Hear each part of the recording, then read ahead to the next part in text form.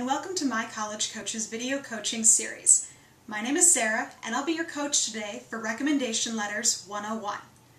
In this session, we'll discuss the purpose of recommendation letters, why you need them, and why they can help enhance your college application.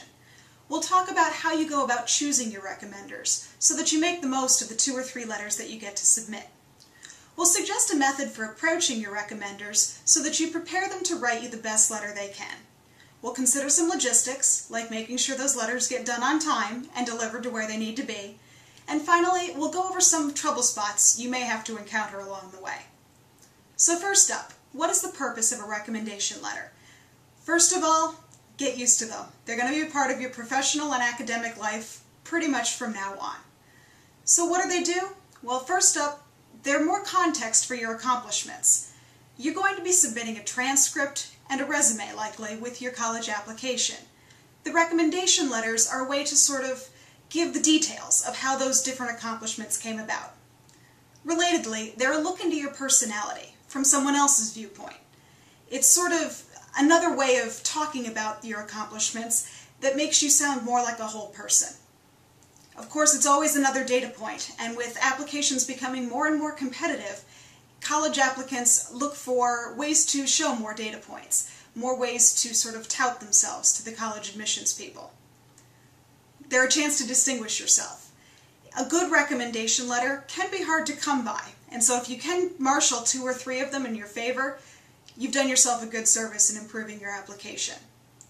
And finally, a recommendation letter can be a good way or a good place to explain shortcomings. For example, if you say, maybe got great grades on essays and projects throughout high school, but maybe your test scores were a little lower than some would otherwise indicate.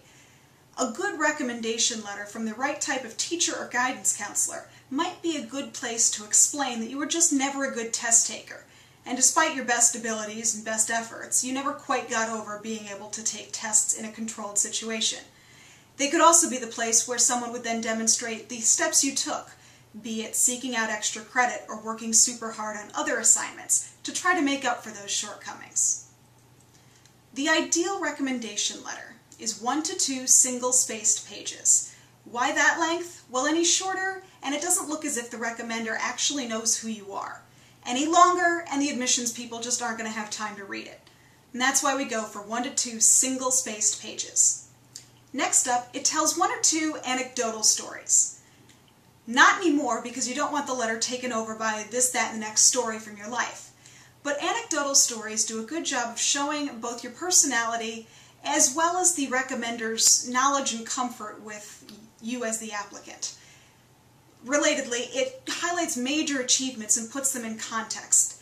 The letter is supposed to take 1 or 2 parts of your resume or, say, transcript and sort of highlight them and draw a bigger picture around them.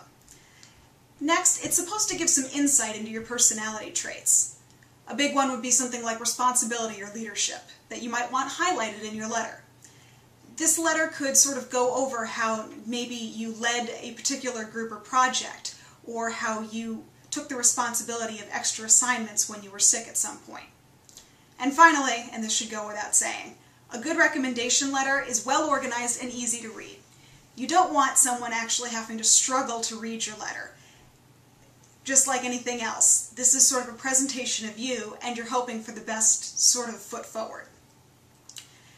Next up is how you choose your recommenders. And you need to do this carefully so that you come up with the exact sort of representation you want from your application. We advise that you pick 3 different people from different parts of your life. Why would you do this? Well, most college applications require 2 to 3 letters, one of which is almost always from a guidance counselor.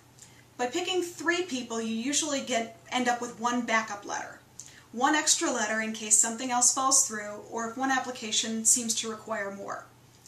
We ask that you think about choosing them from different parts of your life, because the idea behind the recommendation letters is to highlight 1 or 2 parts of your application package.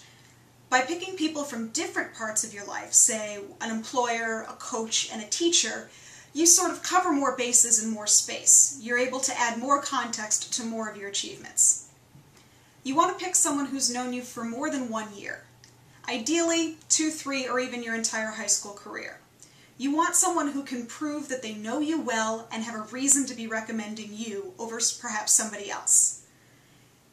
Again, sort of connected to this, you want to pick someone who knows you now, not someone who knew you well 3 years ago. You may have had a fantastic social studies teacher back in junior high, but that was a couple years ago, and they just don't have the context or sort of the relationship with you now to tell the college admissions people why you, why now, what your current goals and accomplishments really are. You want to have someone recommend you who has seen you excel. Ideally, you want someone who has seen you at your best and worked with you to get there. You want someone who's going to be able to speak the world of you, and so that it doesn't seem like the letter is forced or sort of strained to recommend you as one of the better people that they've ever seen. And finally, we caution you against going for, say, the big name recommender. Almost all of us could find a family member or friend with a connection to a senator, a congressperson, the CEO of a large company. Some of these people would be happy to sign their name to a short recommendation letter for you for college. The problem with this, though, is that these types of people are probably not in the position to write 1 to 2 single-space pages showing how well they know you and how good you are for a particular school or program. If they can't do that, they're not a good recommender, no matter what their name is. Next, you have to consider how you're going to approach your recommenders. And the first thing up with that is timing. The best possible time you could approach someone is at the very end of your junior year in high school.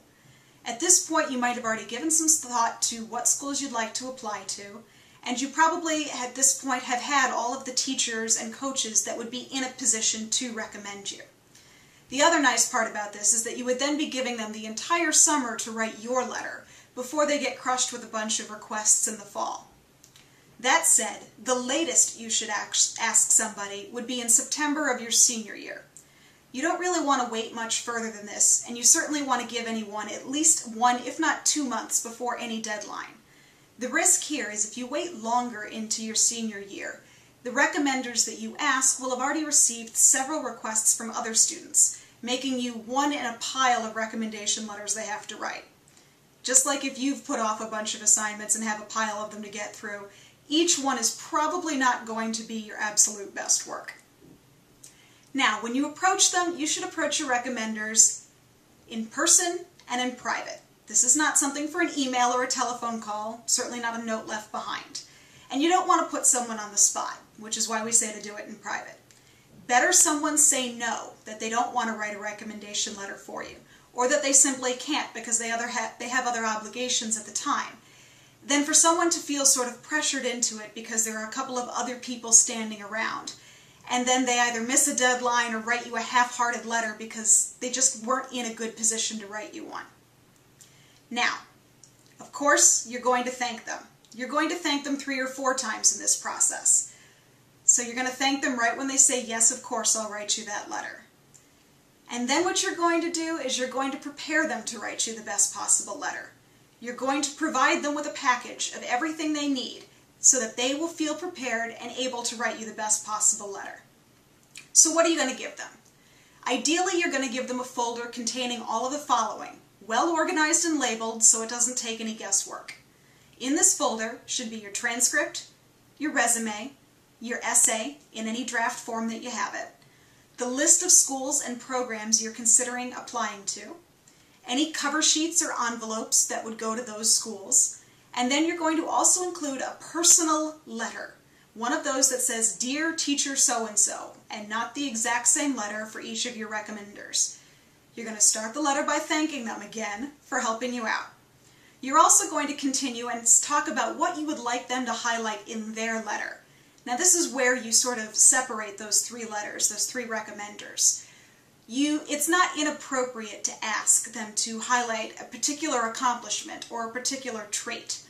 This way you can sort of not game the system, but make it so that your letters cover different aspects, and so together tell more of a story about you than, say, if all of the letters looked alike. And finally, your letter should include any deadlines and submission guidelines, such as whether the letters go back to the guidance office or whether they get sent directly to the schools, in envelopes that, of course, you have addressed and already provided stamps on. A couple of logistics to consider.